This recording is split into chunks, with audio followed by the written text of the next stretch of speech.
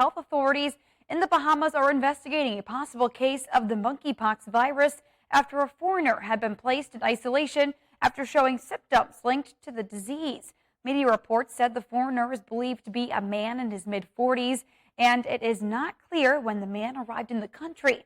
Health and Wellness Minister Dr. Mitchell Darville said he understands the suspected case has been in New Providence for a few days. He said while he cannot disclose the identity of the foreign national, he believes the individual arrived here on a British Airways flight. Dr. Darville said the case appeared to be an isolated one, adding that officials are keeping a close eye on the situation. I have been informed that there is a potential case, and I want to make that very clear, potential case of monkeypox in the Commonwealth of the Bahamas. It's a foreign national who came into the country, who presented with signs and symptoms associated with monkeypox. That individual is being treated in isolation, and we're being updated on a regular basis of the improvements. Samples were taken. Those samples were forwarded to the Ministry of Health for further evaluation. And meantime, over in Puerto Rico, FEMA reported that it will restore 55 public schools against earthquakes. Now, these improvements will benefit students, teachers, and those who work within the schools, and they're expected to impact the communities where the spaces are located. Our Francis Felix reports. FEMA has allocated a total of $150 million to modify the structures of some 55 public schools to make them more earthquake resistant and meet updated building codes. FEMA confirmed that the initial obligation of $35 million has been allocated to the Public Housing Administration through its Hazard Mitigation Grants program. The funds for the first phase of the project will be used to evaluate and determine if they are historic properties or if they are located in a flood zone. During the second stage, funds will be allocated to cover the cost of auctions, permits, and construction. There are 55 schools that have been identified by the Department of Education, schools that didn't suffer damage from the earthquakes, but are vulnerable to having damage because they have short column issues, different engineering issues that need to be fixed. So the first phase of the project is to identify those 55 schools, make sure, know whether they're historic buildings, which have to be treated differently, whether they're in a flooding area.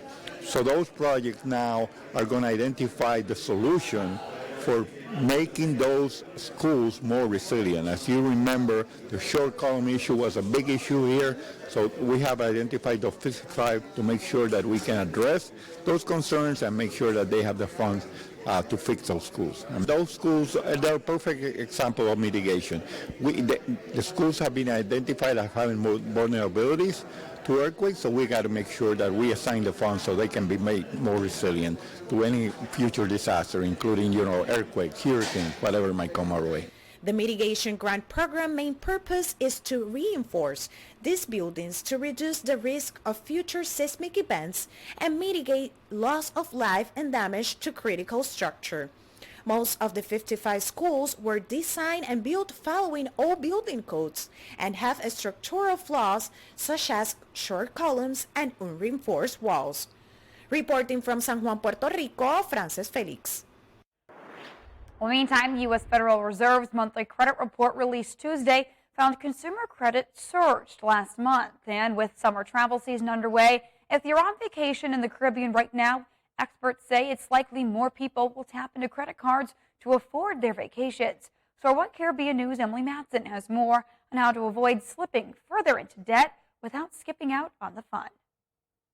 How are you paying for your summer vacation? A new report finds Americans are relying more on their credit cards for many expenses. Consumer credit surged by $38 billion in April, according to the Fed's monthly credit report. It comes amid the highest inflation in 40 years, with prices for gas, hotels, and planes surging. In April alone, airfares spiked 18.6% over the previous month, according to the Bureau of Labor Statistics. These are things that really we have no control over. However, there are ways that we can save money. Financial expert Julie Alma Tavares says the first step to avoid getting deeper into credit card debt this summer is to create a vacation budget and actually stick with it. She recommends prioritizing activities on your trip. If you're spending $300-400 on extracurriculars, maybe those are the things that you want to reduce so that you can make up for the expenses that we cannot control that definitely are going up in price.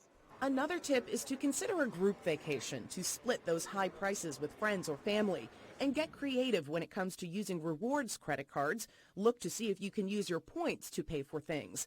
Also, realize that getting the best deal possible could mean traveling during off-peak times. Everybody wants to get out the house, and of course we want to travel, but really being flexible is going to help you because there are places that are going to be more expensive. And finally, be realistic. If a vacation doesn't fit your finances this year, skip it and start saving for next year. Emily Matson reporting. Lots of great tips